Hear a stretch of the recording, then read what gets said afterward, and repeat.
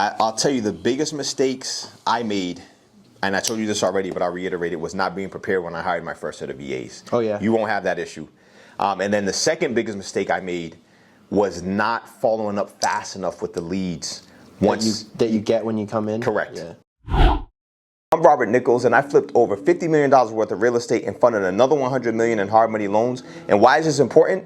Because while I've made a lot of money, I made a lot of mistakes along the way, and I'm going to share what I know to help you grow. Today, I had the pleasure of speaking with Adam Walorz, who's a 22-year-old local investor who owns 40 doors, and we discuss exactly what it takes to turn every lead you get into income. The second thing we talked about is how to find deals leveraging the power of text messaging and cold calling. We talked about how to automate your business by hiring virtual assistants. And lastly, we discussed the power of virtual assistants in allowing you to make money while you sleep on the journey to your financial goals and freedom. I promise that if you listen to this video, you'll learn, number one, how to build your business, number two, how to make more money, and number three, how to achieve your goals in less time. Now let's get into it.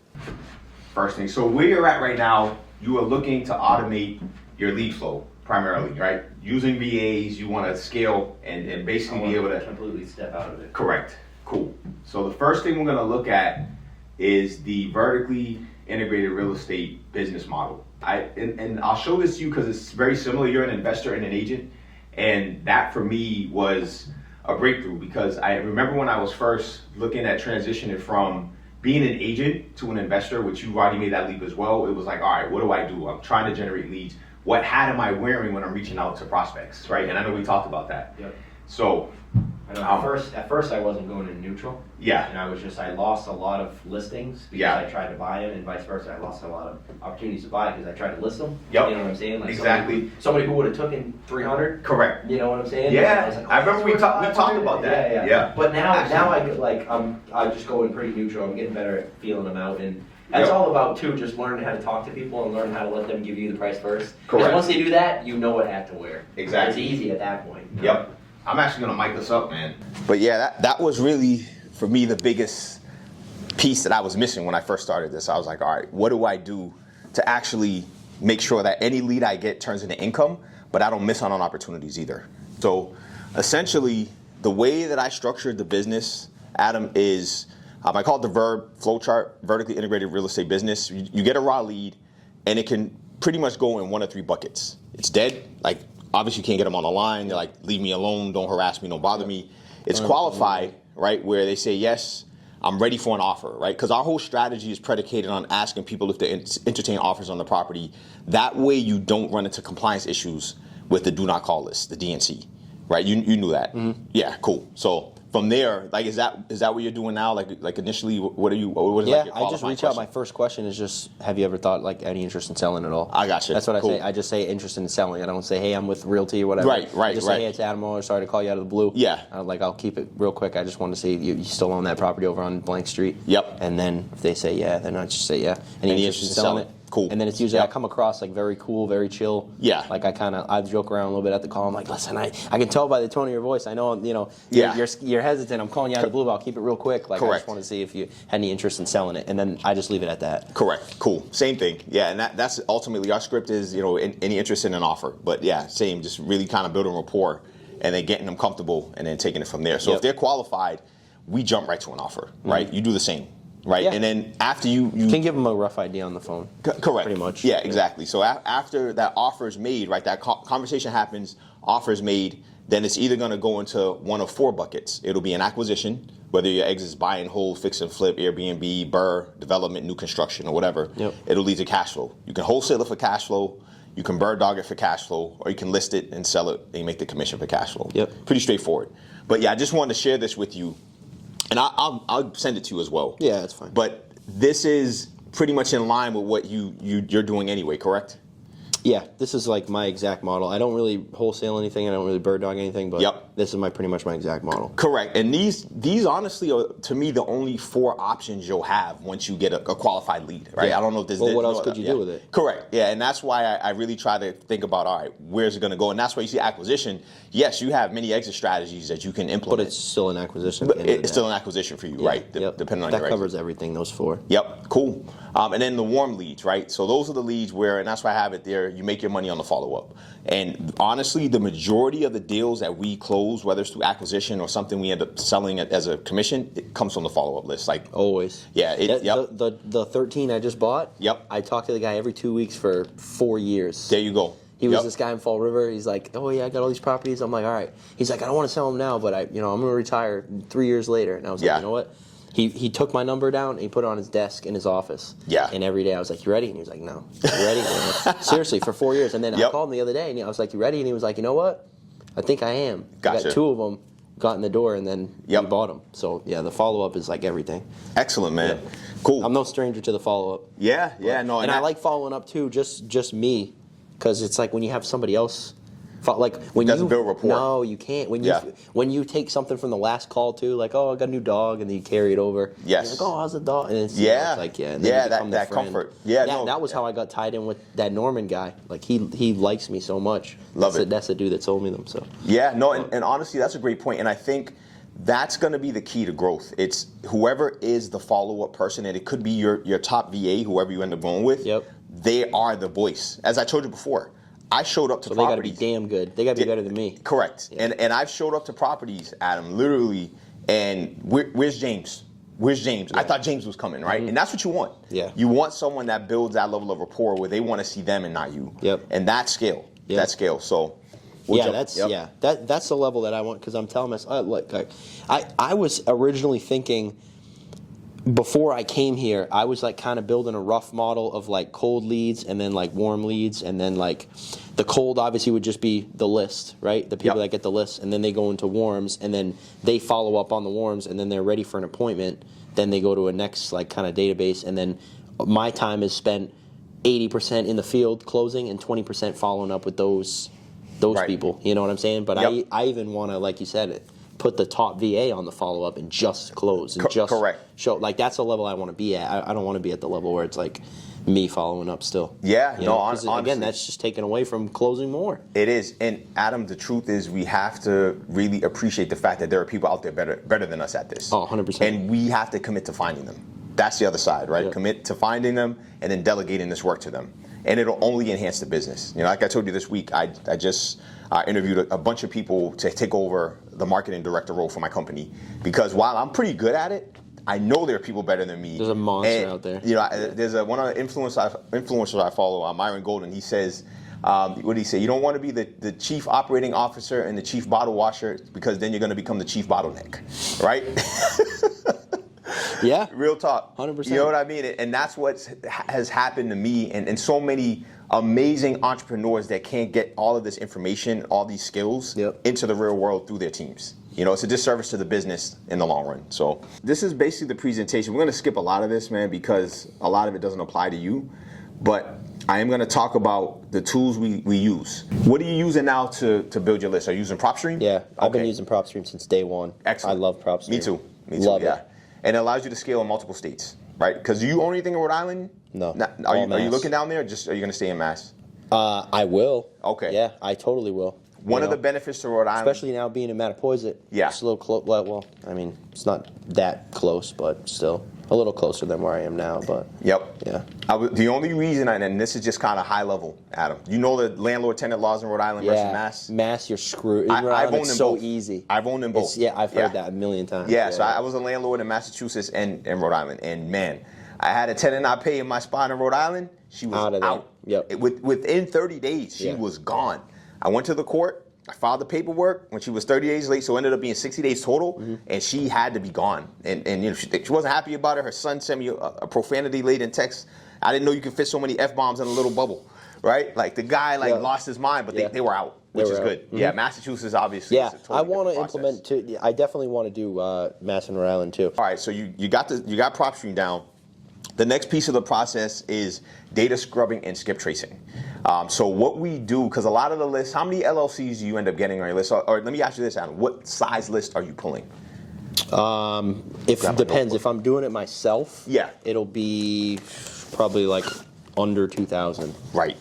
Yeah. And that will take me a while. Even under 2,000, that'll take me a couple months. A couple months to what I'm doing right now. What are you doing? Let me see your process. Let me tell you. So what I used to do is just blow right through, you do the whole thing, whatever.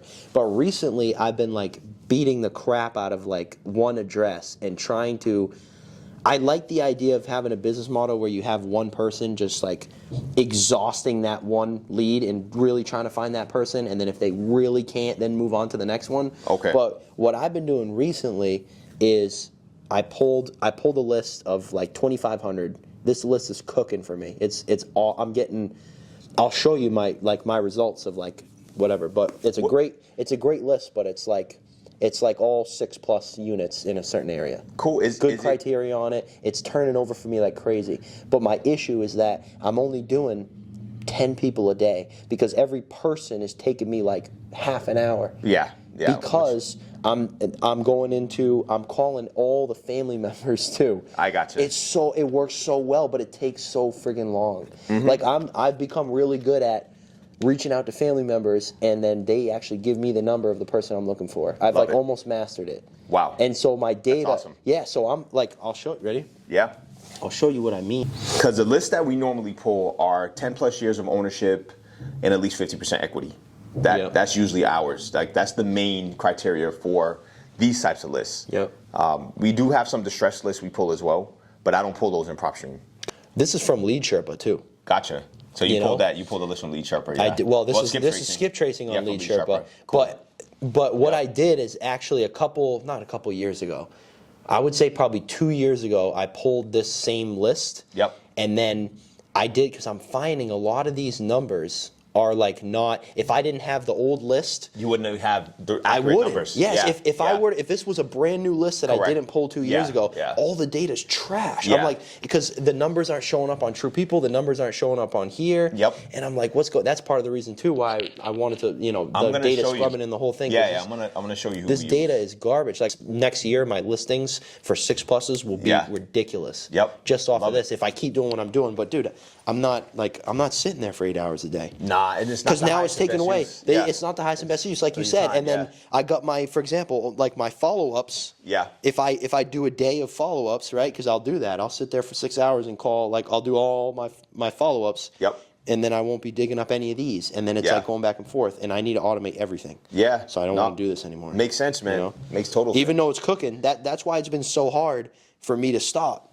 Because it works. Because it works. And I'm making money, but it's not it's $1 million, it's not 10 million. Correct. You can't scale this. You cannot scale this out. So that's what I'm doing right now. Full disclosure, that's my day pretty much. How long does it take for Lead Sherpa to get your leads turned over? Like as far as how long does it take to skip trace them? Yeah, skip trace them. They do it. Minutes? They do it automatic. Yeah. But you just upload it. I just upload the list in. I got it. You pay for it, and then they are like a couple minutes. It takes like, I don't know, it depends on how big your list is, 10 minutes maybe. Cool. But like this list, for example, like 2,500 records, if I keep doing what I'm doing right now, it's going to take me like 6 months. To get through that. And it can be done. It can be done in a couple of weeks. That's what I'm saying. With someone's just like a team that's just on it. Yes. You may need. And the results will be maybe not as, like, they're not going to dig as hard as I do, obviously, and they're not going to call all the family members and stuff. Yeah. But how much more volume are they going to do, which is going to be more deals versus like this is less, you know what I'm saying? Yeah. But it's like it comes out when they do more because they can do 2,500 versus like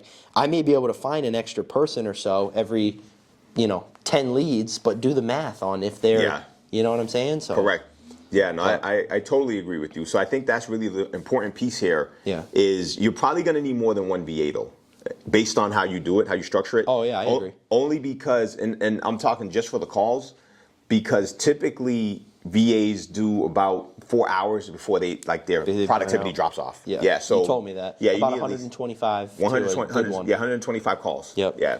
Per session. Yep. So if you have 2, you can get to 250 a day. That's good. Yeah. So that right there is what it's going to run you. And so that will run you dollars wise, typically about $100 a day. Yeah. That's fine. Yeah, $100 a day. So they'll be able to do that for you and get through that list within 10 days. Yeah. So it's with two guys working on it. 2 guys or girls working on it. Yeah. Other question, LLCs. Who pulls the LLCs out? When I see an LLC, I just go on Mass Corporation Commission. You got to stop that. Put it in, and we're done. That is definitely not the highest best use of your time. It's not, and I know. I feel like an idiot too. I have a VA who's trained to do that for you. So that's why I say like the first step once you pull your list from PropStream, it should go to your data guy first. Sanjay is like $6 an hour, like, and he gets it done. So like, once you pour your list, you'll send it to him, and then any LLCs, just tell them, hey, Sanjay, you see how you had that spreadsheet you just showed me? Yep. He literally will just send him however you want it formatted. He'll format your list exactly as you want it. So like, you don't have to do anything else. And once he's trained one time, they just bang this stuff out, man. They'll have that done within a day. Well, that's the first piece when it comes to getting your data sorted as you see fit. The good thing with you is, so a lot of times I'll show people my spreadsheet because it's almost identical to what you have. We color code it, same exact thing. Yep. Green is hot, red is dead, and then yellow is warm in between, and then white, we weren't able to connect with them. I really tell you the secret, Adam, like the one thing that I think separated us from everyone else, and owners told me this, they said, Rob, the reason I called you is because you sent me a handwritten envelope with no return address on it. Literally, that's why they opened my letter. And they would get hundreds, they're like, I get hundreds of letters, the last few months, but I opened yours because you hand wrote the envelope with my name, and there was no return address. I was curious, and then I saw what you offered inside, and I was like, oh, this is awesome. This guy, because I basically give him a track record of what I've done for other people. And you really hand wrote it or no? Yeah, I really hand wrote the envelope. But here's the crazy part about the ROI on that, right? Like, you look at KPIs when it comes to this stuff. For every 100 letters I would send, I'd get at least 5 calls. Wow. Which is crazy for direct mail. Yeah, that's why That's insane. So I didn't handwrite it myself. One of my guys in the office did. Yeah, Mauricio or Jeff. I have a bunch of guys who work for me. They hand wrote it. But yeah, someone physically in my office hand wrote those envelopes. Yep. Wow. But that right there. Do you still do that? Because of the position I'm in now, I get so many deals brought to me on a regular basis. I don't have to prospect anymore to get the same level of deal flow. Yeah. So you were prospecting yourself, and then you had a team to prospect, and now you get so many deals to you that you're not prospecting. Exactly. There you go. That's what happened. Yeah. And I only have so much capacity, and then more importantly, I'm going upstream. So like, I'm working on a deal right now. It's a 70 to 100 unit development play in Dorchester, right? Families owned it for like 40 years. They don't know what to do. They own a whole block. And they're like, Rob, can you help us get it entitled? So my strength is entitlement. I know how to take stuff through the process, especially in Boston. So let me ask you this too. You know how in PropStream, when you pull a new list, right, you can set up email alerts? Yes. So that if new properties get added to the thing, do you do that too? And then you have your VA skip trace those as they come out? So I should. I do it, and I get the emails. And for me, when I use PropStream personally, because I would just send the emails to Sanjay and say, hey, all the new stuff every single day. Yeah. Data scrub it. He can do it, and then keep it going with the That's exactly what he's good for. Okay.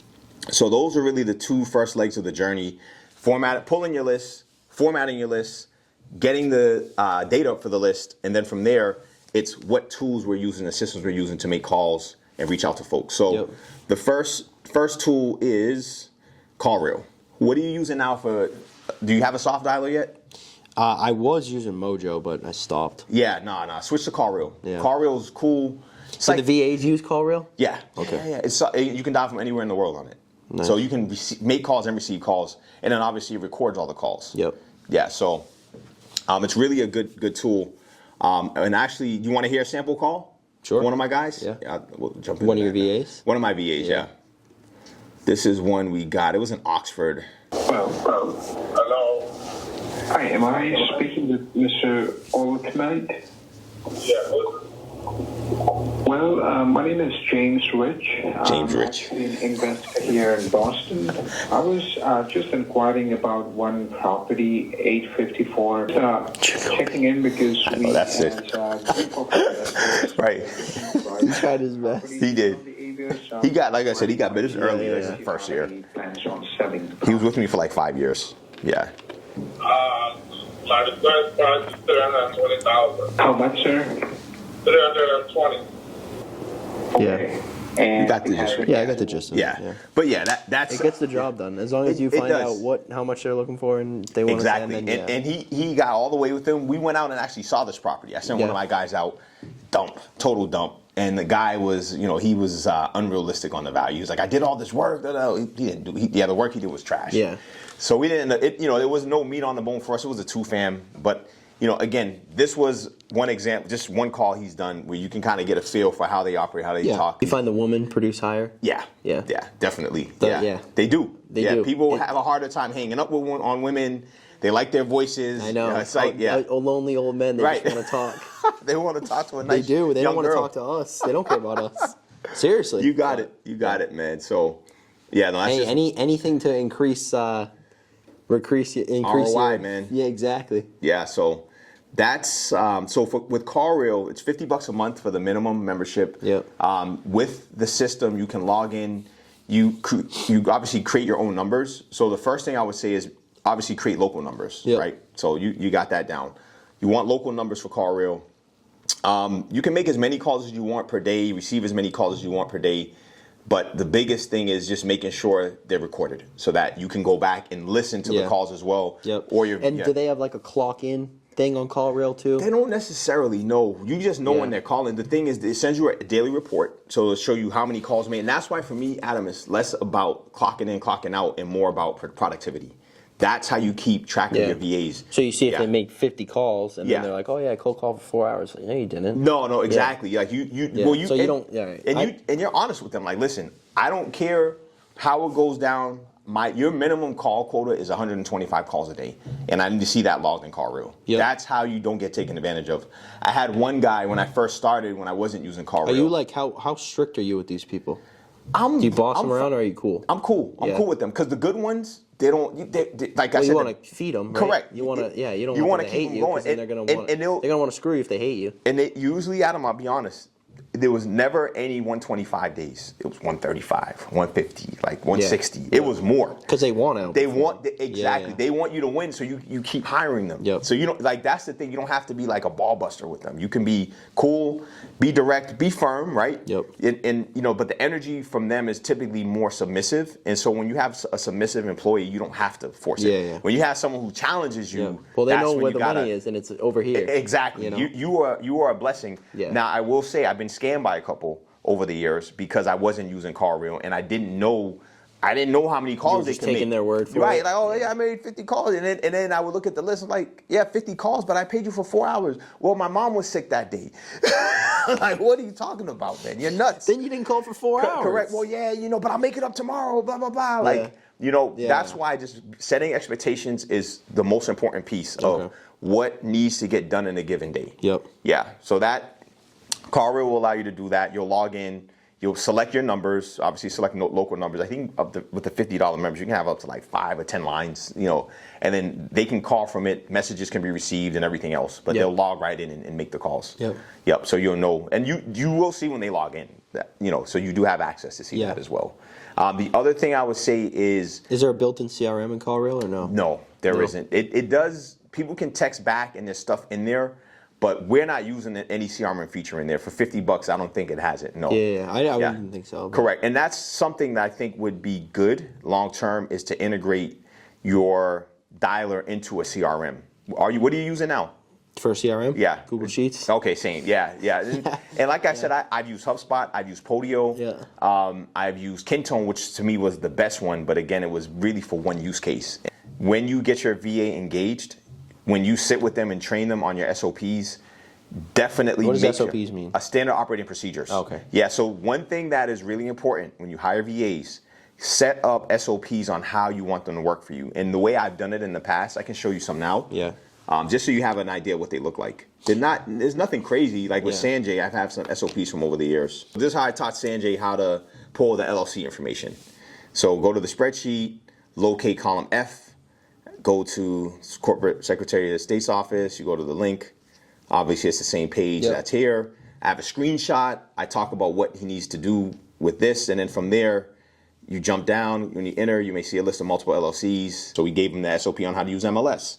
He went through that. So you do this, Adam, for your whatever it is you have them doing for you. And dude, like they can't mess up. They can't mess up. No, they can't. Because you just got to show them how to do it. Exactly. And the thing is, the good VAs want to deliver for you. Like I've never seen a VA who has great reviews not do well if you gave them good instructions. And that's the thing. Like that's why I love Upwork. It's based on you. It's based on you. Especially Upwork will allow you to see who's good and who isn't. But yeah, this is an example of a really thorough SOP. This is what they look like. Make sense? Cool. Any questions? Cool. Nope. Yeah, this will make or break your business. Real talk. These little manuals you create for these guys, super will keep you super efficient. And this is again where SOPs come in, Adam. And as you work with your VAs, you're gonna figure out systems that work for you. Just implement. Keep iterating and implementing. To make it more efficient. And you'd be surprised at what you can build, man, once you get that set up. The other tool we use for text campaigns, and I think this is really important, and this will help your efficiency tremendously, REI Reply. It was $50 a month last year. They just went up to $99 a month. Yep. What that tool allows you to do, it does have a built-in CRM. It is a system that allows you to send mass text messages. Yeah. However, I used to use a service that did that. I can't remember the name of it though. SMS text, Maybe. or simple texting. I think it was SMS. There's a few. Yeah, we've used all of them over the last 5 years. And you like this REI one? This is the best one because compliance. Oh. They make sure that whatever campaigns you run are not going to get you flagged as spam. That's really the biggest value they bring. And then they also have lead flows. They have ways to tag. Like, it's very, very intuitive. My office manager, like, he loved it when we were using it. We're not doing text campaigns anymore, but when we were running that campaign in Kintone, so we had Kintone as the CRM, we had Caro for the calls, and REI Reply for the text. Mm-hmm. So we were taking all of that data and having our VAs put it into the back end of Kintone, which is the spreadsheets, so that we could sort through all of it. But it's really, really good because when you set it up, it will walk you through the process to get your numbers registered with the FCC. And then it will warn you if you're going to be up against the threshold of a certain number of texts per day to get ghosted and banned. Yep. Yeah. And you can correct. Yeah. So that is the tool that I would say is the most valuable if you're going to do text campaigns. Now, here's why we did text campaigns, and you can decide if you want to do them or not. We did text campaigns because it allowed us to touch way more leads in way less time. So what we do with the text messages... Well, who's not going to see a text? Correct. Everybody's going to see their text. Exactly. Everybody. And so our text message was simple. Would you entertain an off-market offer on your property? Mm-hmm. And then put your name, Adam Walorz. No name, a company name, or any of that. Yep. Yeah, I'm a local investor. That's what I do. Yeah, exactly. Yep. Same thing you would send now. You can send it mass, but each line you can only send no more than 200 texts a day. If you send 200, you're going to get spammed. So we would go like 180 or something. Yeah, not even that close. You don't even want to push it. You don't even want to push it. So like 180, 190, somewhere in that range, like right around 180 a day is what we'd send per line. So you can have as many lines as you want. So you can, if you wanted to like up that, you could have 5 lines and send almost 1,000 a day to different people. Now here's the issue. This is the problem. This is where we bottlenecked. When you send that many messages and you have one VA who's responsible for responding, that is when you get into trouble, because that particular VA can only respond to so many texts in a given amount of time. Yeah. Right? Because it's totally separate from the calls. Time is of the essence. And time is of the essence answer too. Them and get it closed. Exactly. Yeah. So that's if people sit there, then they're correct. And so that's where you need a VA that's going to send. And the other thing is it paces it. It doesn't send them all at once. So it'll send like, let's say 20 an hour or 30 an hour or 50 an hour, whatever pace you want to send them at. You got to send them at a pace that the VA can respond effectively to engage the clients. Okay. Yep. Yeah. And so we do have a text script that we used that I'll show you now. Mm-hmm. Any questions on that from like a system standpoint? As of now, no. I will when I open REI Reply for sure, but yeah. And do you think you'll start texting or no? What do you think? I would say if your goal is to like massively scale fast, it's great. You don't need it. Well, I really want like quality. Correct, and I think I'll probably just start with the call rail. I think you should. And then when people call back, my VA's like I could have even. Well, I guess. Do you have because people text back on call rail, right? And you can see. You can, but call rail doesn't do mass text. No, I know that, but I'm just saying like if you call somebody, right? And they text back. Yeah, and if you call somebody, when your VAs call on call rail too, are they leaving messages? Yes, okay, they are. So they say, hey, call me back. Yeah. So if a person texts back instead and just says, hey, you did text me about my property, right? They can interact with them. Would you then recommend, so for example, I have one VA on just outbound calls and then one VA on that 4 hours a day on like text replies? It's hard to do that because you don't know when the text reply is going to come in. Yeah, you don't want to block them off. Well, you don't want to do that. Everything. Yeah, I know. I got to get that. Don't do that. Don't do that. What I would say, and this is how we did it: the same VA who's making the calls is also answering texts. Is also answering texts on that line in call reel. Okay. The VA who was sending the text messages and managing that process in REI Reply, they were just working that REI Reply list for a few hours, right, while the people replied. Mm-hmm. After hours, and that's the downside. they would not get a response to the next day. Yeah. So that's where you just want to be careful with the text message campaigns, because that's the problem. Like, you'll reach out, but here's the thing. Like I said, I'll probably start on the call rail just for the calls. I'll tell you how we did it. So what we would do is we would load in day one 250 numbers into REI Reply. We'd send 150 texts within the span of like 2 hours, right? 2 or 3 hours. The VA would be on shift, making calls. Like, and again, this is with Jigar and his team. He was managing this for us over in India. Yep. So he had 4 people on, depending on the day. Some days it'd be 2 people working with us, and I'm sure they'd be doing other things. But depending on what was going on during like an 8-hour interval, they would have people on duty working our list. So as texts would come back, they'd be answering them. He'd have a VA that was just dealing with those texts, and then he would be making calls, and another VA would be making calls simultaneously. So it was basically 3 VAs kind of working in tandem. And what we would do is we would send, day one, let's say we would send 200 text messages, right, from 250 from 2 different lines. Yep. We'd work those lists, and the people who responded positively, they'd be tagged in the spreadsheet, right? It's like, all right, this person said X, and we're engaging with them. The people who didn't respond, we wouldn't text them again. They would now jump into the next day's call list. Does that make sense? Yeah. You wanted to get multiple touches on these folks. So first day you get a text, non-responsive. Day 2, now that you get added to the call list. The people who responded positively, we'd engage, and then they get into a warm list. Exactly. And then now they're warm list, or they're getting a call to get an offer to them, or we're going out to see the property. Right. So that's how we. Let's say you put a VA on a call list of 125 people, right? Let's say they blow through, and the people that they don't touch, when do you call them again? The next day. The people that don't respond, they get called the next day. Oh, really? Yeah. They kick back off. How long then do you put? So let me write this down. Hold on. Yeah. So how long would you put? Let's say you pull the list of 2,500 people, right? Yes. And then they're doing 125 a day. So when they go through that list and they're all done, do you put them back on the? Do you see what I'm saying? They start again. They start again. How many times do you do that list? So we'll call that list. Like the people that they don't get, they'll call like for the whole week, if they don't get them, and then all right, fine. So they'll take out of a list of 2,500, they'll take 125 and beat 125 up the whole week. Is that what you're saying? So no, if I had most of our lists repeat. Most of our lists were 1,000. They'd go through the ones that they didn't get. So of the 125, let's say they get 50, right? So now they've got 75 left that they didn't touch.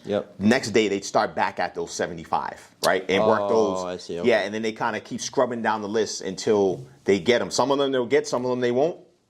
Cool, and they'll keep moving on. And then after a week, Adam, if they don't get those people, right? Like after like 3 or 4 days, then they'll take a break and start bringing in new numbers because they want to keep it fresh too. Okay. Yeah, but usually they'll call at least 3. They'll make at least 3 attempts, if not 4, the first time on a number to get through, or numbers, right? Because these people have multiple numbers, landlines and mobile. They'll call them all until they get through, and then after like 3 or 4 days, then they're like, all right, we'll put this as no answer, and then it'll be kind of follow up again in the future. But they got to continue to get through the list. Yeah, what do you normally do with that? I just do depending on the size of the list, it's tough to double back, and then it's like, are you wasting your time trying to call these people, or would you be more productive calling a new list? So I kind of go back and forth with it. Well, I would say go back and forth with it. I'll go over sometimes. I won't go over sometimes. I guess it just depends. I have no system to do that now, which is why I'm asking you. Systematically, you want them going back because that's why they're there, right? Because the reason for you can't do that is because you need to get through it to get on to actually closing the deals. Yes. You're hiring them to make sure they scrub this list down, to get through that list and ensure that you have a higher probability of touching these leads with multiple attempts. Yeah, and it doesn't cost too much more for them to make those repeat calls. But again, after 3 or 4 days, then usually James would say, Rob, I couldn't get through these numbers. I'm going to keep going. I won't call them this week. We'll put them on kind of a future follow-up list to see if we get through. And then the other side, I would say, Adam, and this is the other piece, those folks, if you tried to text them once or if you never tried to text them, put them on a text list and see what gets through as well. That's something else we would do. The dead callers that won't pick up the phone. The dead callers, get them on a text campaign. And that's a really good use case for REI Reply. You add them to it, or they can text them right in car if they want to do one-offs. It depends on how many we're talking. The REI reply is really primarily for mass text.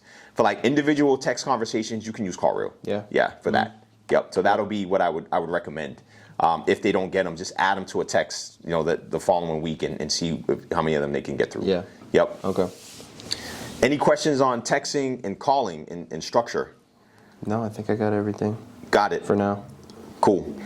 Yeah, as far as CRMs go, I would say Google Sheets is good for now, but just make sure you want to automate the follow-ups, Adam. That's the big piece. Yeah. And you got two options for that. Option one is Google Calendar, where they literally just load in like, all right, after they make all their calls, all the follow-ups that have to happen, which I don't know if that's the most efficient because I think your calendar's going to look like crazy, especially with the volume you're doing. And if you're going to call one person back, like, what are you going to, like, you're going to go into the calendar and enter a 30-minute block for one, like, and then you enter a 30-minute block for one lead and they don't even answer. Yeah. And now you're like, okay, what the hell? And then you have like all the, I wouldn't do the calendar thing. So do you just have them from CallRail, if they get an opportunity, they flag it in CallRail, and then you can, in CallRail it says opportunities, it's a separate section, right? Yep. And you can see all those, and then from there they manually take those leads and enter them into Google Sheets? They can do that, right, and have a separate sheet. And they do that during their 4-hour call block. Correct. If they get off the phone with somebody important, they go and put in the Google Sheet? Usually, I'll be honest, at the end of the day, they'll do whatever it is. Like whatever the report is that you want produced at the end of the day, and that's what James would do for me.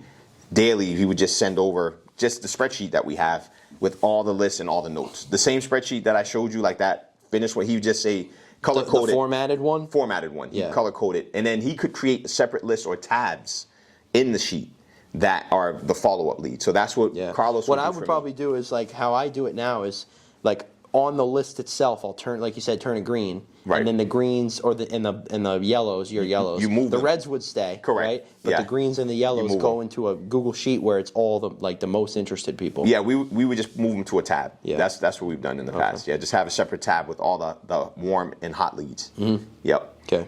But I would also say as you grow, because you're doing big list, you may want to look into a CRM too. Yeah. Yeah, the sheets work for like quick. I might just, you can get some cheap CRM out there too. Yeah, no, there's a bunch. And that's where, like I said, we customize ours with Kintone. We don't use that anymore. Podio is very cool. I'll be honest with you, Adam, my struggle with CRMs is I feel like they're just information overload. Yeah. There's so many features in them. How much do you need? It's like you don't need everything in there. Like, you know what I'm saying? It's you just need a little bit more for efficiency. And like HubSpot, I had HubSpot for years. It's like friggin' a spaceship. It has everything you can imagine. Integration to email marketing, text campaigns, call campaigns, which is great if you want to get that level of optimization. And maybe there's a time where you decide to use HubSpot for that. Sure. But I think that you got to figure out what tool you want to use to manage your day-to-day and manage your lead flow and everything else. Do you know a good cheap one? Or either that or free? Podio's good. Like we had Podio for years, I would say. Check that out. It is good for real estate. They really are built for real estate investment. So I do like Podio. Yeah. Yeah. That one was actually pretty cool. And most of my team was using it. Well, a handful of guys were using that one. Yeah. When we had it set up. Okay. We had that for like 4 years as well. Yep. Cool. I think it's time to jump into actually hiring VAs on Google. How to hire virtual assistants. So we're going to do that now. Alrighty. Let's see.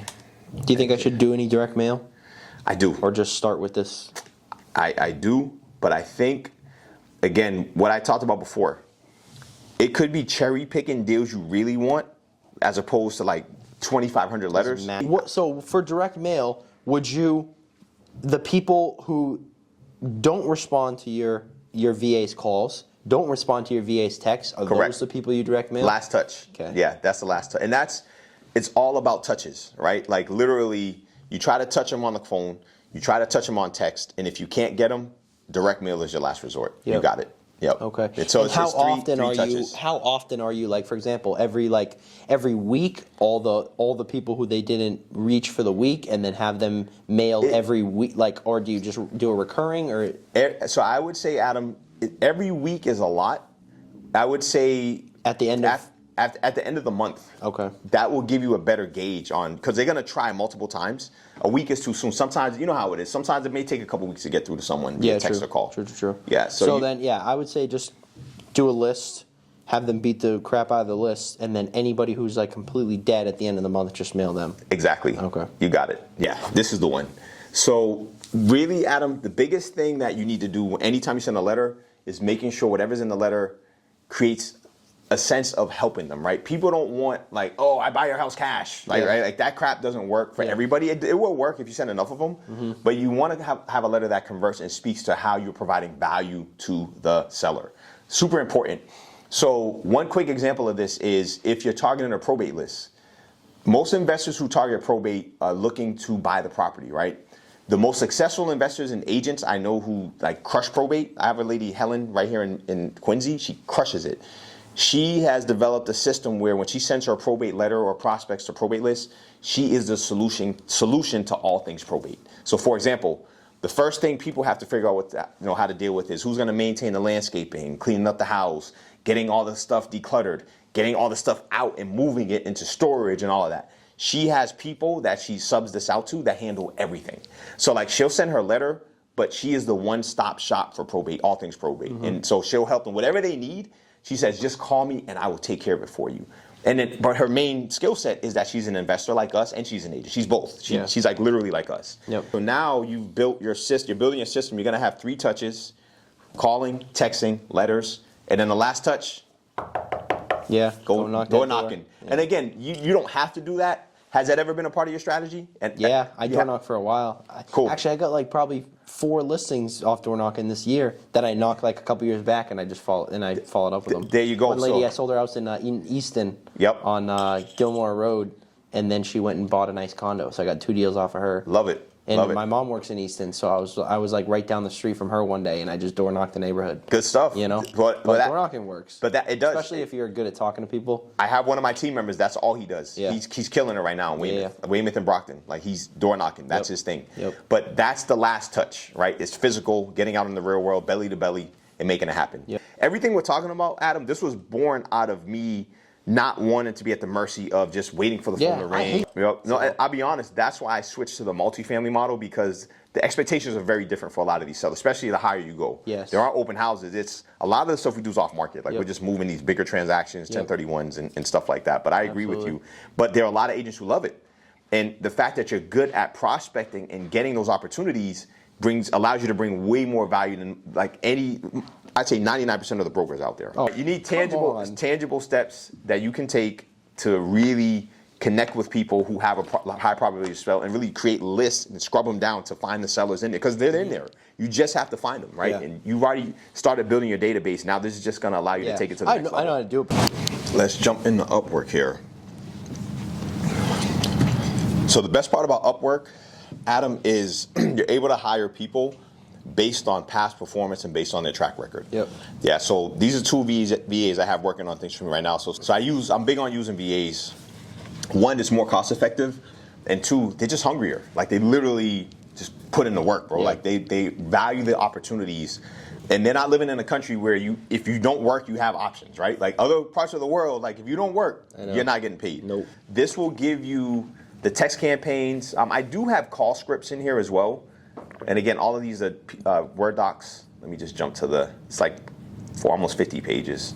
So I've got a bunch of scripts. And again, I give them a lot of information. And you can use this as your training tool. Yeah. So that, like, because you have a ton of stuff in there. And then you can edit anything you want. I'll send you the Word docs as well. So if you want to edit it and give them break it out into different sections, you can do that as well. But this really takes out the heavy lifting with SOPs, with text messaging, with cold calling, for you to really get everything set up. Yeah, I'll just use this one to train them and then just edit it as you see fit. Those are the big things, man. It's really making sure that you take them through this journey, man, and let them know exactly what you want them to do. Because the more specific the instructions you give them, the better they perform. Yeah. That's right. Took the words out of my mouth.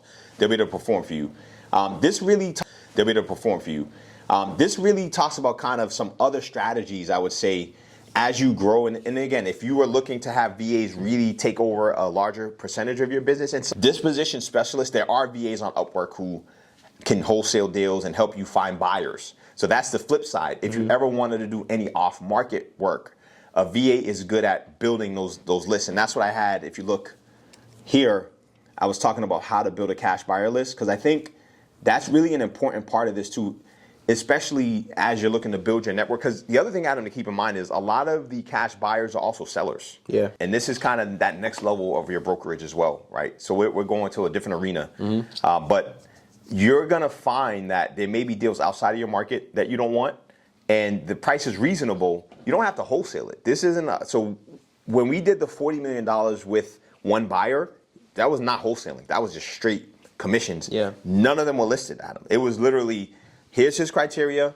This is what he's looking for. Yep. It's another opportunity. Did you have then the seller pay you the commission? Every time. You just brought in the buyer? Every time. So we literally. So there's no contracts, no offer. You just said, hey, I know of this opportunity. Right. If the seller wants this price, if he can get this price, he's going to pay me a commission. Either way. So I've done that before. It's twofold. Most times, the way we did it actually was literally write the offer and put 4% on it. Legit. Yeah. And sellers, 4% is too high, blah, blah, blah. All right, we'll take 3.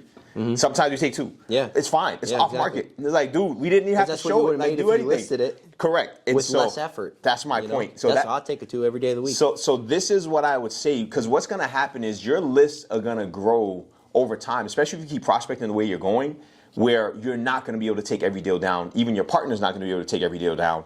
Next level is you have a curated list of buyers in the market you're in that are kind of the next tier down, so you don't even have to list it anymore. Yep. You just bring it to them. If you don't like it, boom, you get it. You get your cut. You got to add that to your business, man. Yeah. And that's where VA can help you build that list out, reach out to those guys, get their buy box, and then once they have the buy box, you just have a spreadsheet of guys that they can call and pitch the deals for you. You don't even have to call and pitch them at that point, right? The cash buyers list for any given area is the easiest list to build. It's literally just pulling a list of LLCs that own multifamilies in a given area. But what I would also caution you is this. Just because they own a lot of real estate doesn't mean they buy a lot of real estate, right? Yeah. Like you got these you get a lot of dudes who bought all their stuff 20 years ago. different models, different time. When you could go to Brockton and buy a 3-family for $50K, and now they have no idea how to navigate the market. That's it, and you do not want those people on your list because they're just tire kickers. Oh, well, I bought this back in 1999. It's like, okay, bro. Blah, blah, blah. Like, your accomplishment is 25 years old, bro. Correct. Yeah, so that's what I would say. That piece of this is you want buyers who've been buying within the last, usually I look at like a year, 2 years tops. Yeah. Because market cycles change, right? And anyone who was able to buy multis in the last 2 years, they're tough. They know what's going on out here. Yeah. They found a model that works for them. Yep. So, that's it. And then obviously as rates come down, there's a whole new pool of buyers that will come back from like 3-4 years ago. Yep. But this is a list that we've closed a ton on. And I think that, again, just as you're prospecting with so much volume, man, you're doing like 2,500 with VAs. That 2,500 it took you said 6 months to get through before? You probably get through that in a month, maybe 2 tops. So like your productivity is gonna more than double. Yeah. So these are the interview questions I ask VAs, just so you kind of get a feel from them. I'll send these to you as well.